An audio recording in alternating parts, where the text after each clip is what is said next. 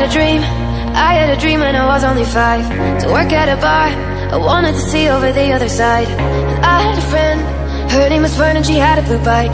So we'd ride through the streets, I would sleep over on Saturday nights. Then I went to school, my family moved to a village nearby. At 13 years old, I started drawing black under my eyes. Cause I'm a boy, first time I kissed him, my lip was so lost. Cause I got afraid